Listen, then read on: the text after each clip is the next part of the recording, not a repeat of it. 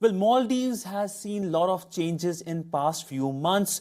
We saw the new president taking oath on 17th of November. The Indian Prime Minister was the only head of state invited for the swearing-in ceremony in Malé. With me is the new Maldivian Foreign Minister who is on his maiden visit to India after taking over. Sir, welcome to WION. My first question is that how do you now characterize the relationship between India and Maldives? Because we have seen under Yamin administration, the relationship was going towards a downward spiral. He junked the pro-India policy, India first policy. Thank you very much. It's a pleasure to be here in Delhi on my first visit after taking office. The opportunity that I had to receive Prime Minister Modi at the airport and his arrival at the stadium where President Solih took oath of office. The warmth with which the people of Maldives received Prime Minister Modi on his arrival characterized the new era that we are launching ourselves in the Maldives-Indo relationship. The meeting after the oath-taking ceremony between President Solih and Prime Minister Modi was characterized by warmth, by closeness, and by sincerity. I had the privilege of sitting at that meeting, and I see nothing but success in the years to come. So what would you like India to do now, because you're facing a lot of challenges, including development challenges and infrastructure challenges? So what do you expect from New Delhi? As you know, President Yamin's dictatorship has taken the country to the brink of bankruptcy. We are debt-ridden. We need generous assistance from the Indian government to overcome the difficulties we are facing. We need budgetary assistance. We also need to deliver on the campaign promises that we have made. The pledges of development needs to be delivered. And in order to do that, the generous assistance of the Indian government is required. So assistance from the Indian government, but when the Prime Minister was there in Malé, the Indian Prime Minister, there was a joint statement also released between India and Maldives which talked about security and peace in the Indian Ocean region. What was the reason behind that statement, in the sense that what are the forces that can destabilize the entire region? Well, our region is key to maritime throughout the world. All the ships that travel between the African continent and the northeast Pacific go through our waters, and we have a responsibility. We have seen increased piracy in the Indian Ocean, from the Somali coast to the Maldives shores. We have seen many instances where pirates have boarded these ships. We also have seen increased tension within the Indian Ocean, be it rivalry between neighboring countries or rivalry between Indian Ocean interested countries. We need to simmer it down. We need to make the Indian Ocean a zone of less tension and free access to all. Free access to all, this is something that India has been talking for a long time. There is a new concept, the Indo-Pacific concept, and there have been new quadrilaterals and trilaterals which are being talked about. Trilateral between India, Sri Lanka and Maldives, and of course the quadrilateral between India, US, Australia and Japan. What's your view on that, the quadrilaterals and the new concept, the Indo-Pacific concept?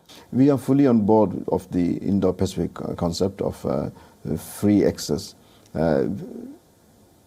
In order for the international trade to increase, we need this openness. We can't, in this day and age, draw lines and close our sea lanes.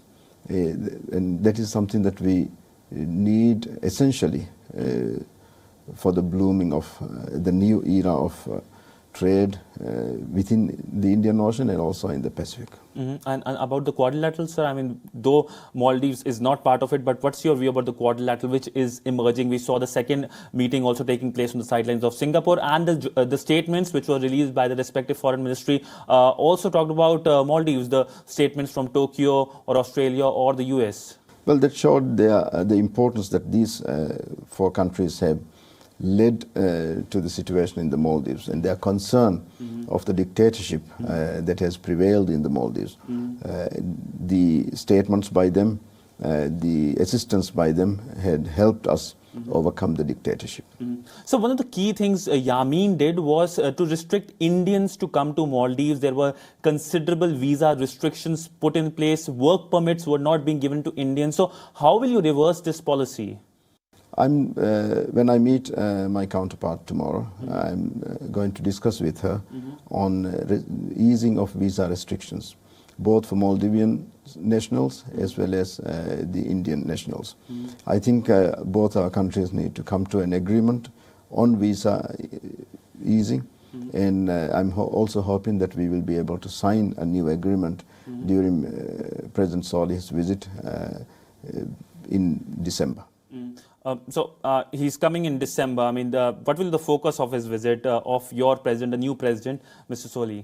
The new president will bring a message of goodwill, of returning of Maldives' Indo relationship to normalcy, that we recognize the long-standing friendship and generosity of the Indian government and people. That will be the message that President Solih would be bringing to India. So one of the key things Yamin wanted was to return the 2 helicopters which India had gifted. Your defense minister has clarified to WION that those helicopters will stay in Maldives. So what are the functions these helicopters are doing, and how can it help it more in issues such as relief and rescue operations?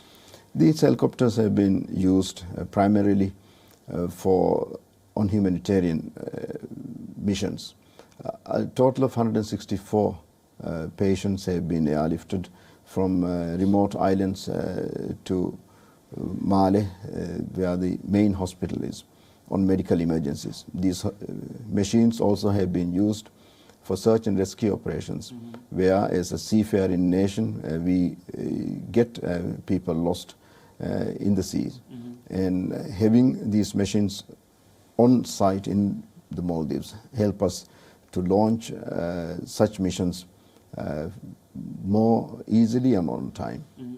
So what are the other decisions of the Yamin government which we do expect that there will be reversal on that? In a sense, these were decisions which went against the Maldivian people. Like, you have announced that you will be joining the Commonwealth. What are the other decisions we can expect from your government now?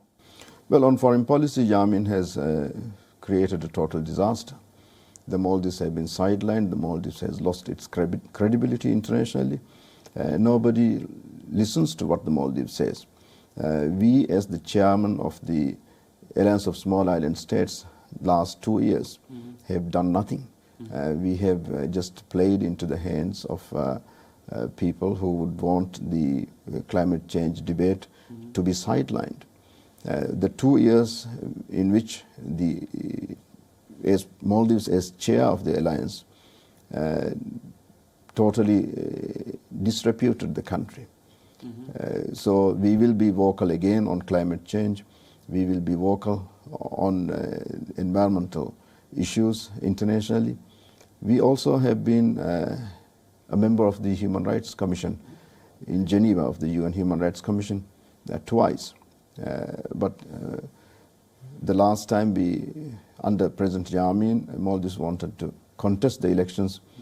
He was made sure that the Maldives will not win because of the disastrous human rights record of President Yamin's government. We are going to go back and establish ourselves as a lead government, a lead country on human rights issues within the UN. We are also joining, as you rightly said, we are joining the Commonwealth. Maldives left the Commonwealth because the Commonwealth asked the Maldivian government, Yamin's government, to get back into the main fold of democracy and human rights. Commonwealth is an association, a group of countries who are grouped to promote human rights, democracy and good governance. And Yamin left when he was asked to be that. We are going to, the cabinet has already decided to join the Commonwealth. The matter will be referred to the Parliament. I'm hoping that the Parliament will soon endorse the cabinet decision, and then the President will write to the Commonwealth to rejoin the Commonwealth. And through the Commonwealth, we will get a lot of chances for our young people to get educational opportunities in countries, with Commonwealth countries. Also, we will be able to compete in Commonwealth Games and benefit from many other associations within the Commonwealth family. So no discussion with Maldives is like over without talking about China. What will be the new relationship between the new government in Malé and with Beijing? Because we have seen that under Yamin, the government there became very pro-Beijing, something that worried New Delhi a lot, so much so that New Delhi thought that Maldives might become a Chinese outpost in Indian Ocean. So what do you think will be the relationship or ties like between the new government in Malé and with Beijing?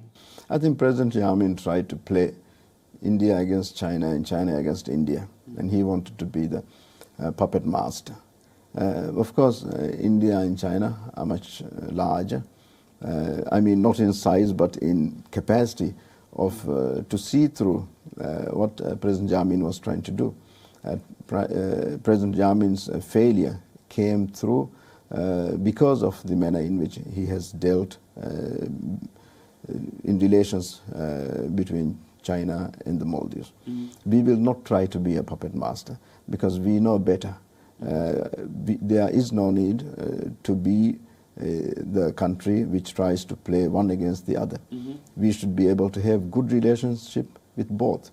I know for a fact that both India and China would respect the sovereignty and territorial integrity and independence of the Maldives. None of these countries would be interested in making Maldives part of theirs. But they would be interested in sitting down with us as equals and discuss issues. And I see that that is the direction in which we will go.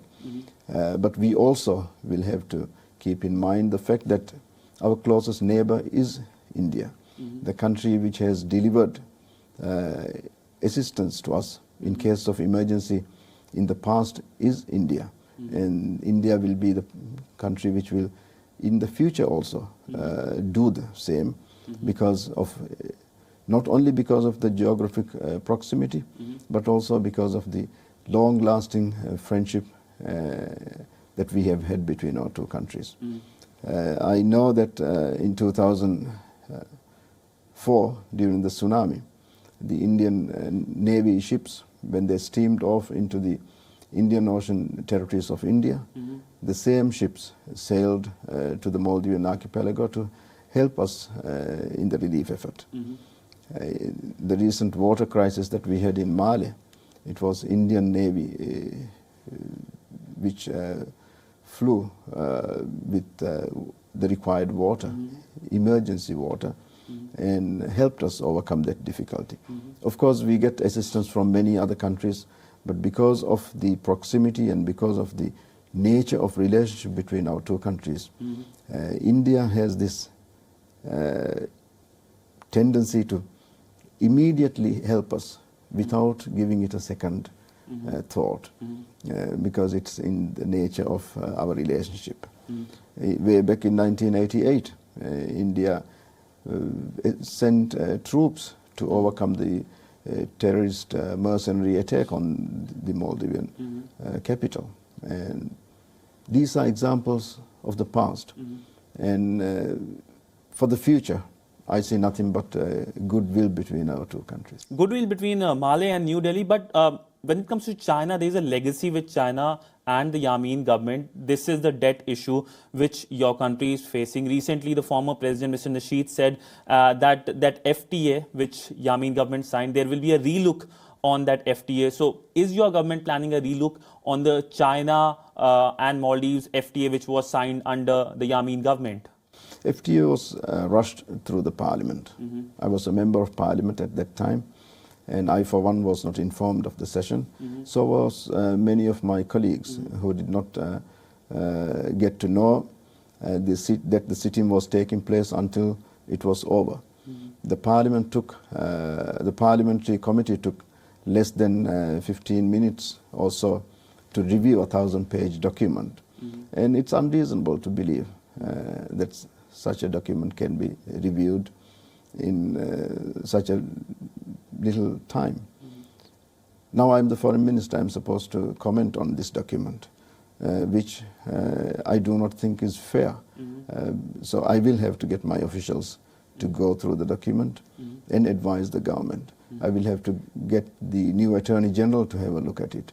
And it's only fair that we go into something, an agreement of that nature, of that importance, after knowing exactly what is in black and white. But how much does Maldives owes to China? Because we have seen reports also that the Chinese ambassador has handed over an invoice which is of billions and billions of dollars. So is there a rough estimate how much your country owes to China?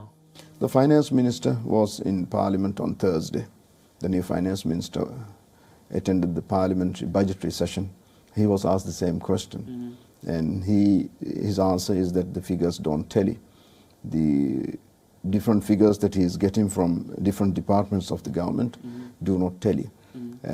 As soon as the finance minister is able to come up with a figure, I think we will be in a better position to start comparing how much we owe to not only China but also to other countries and banks.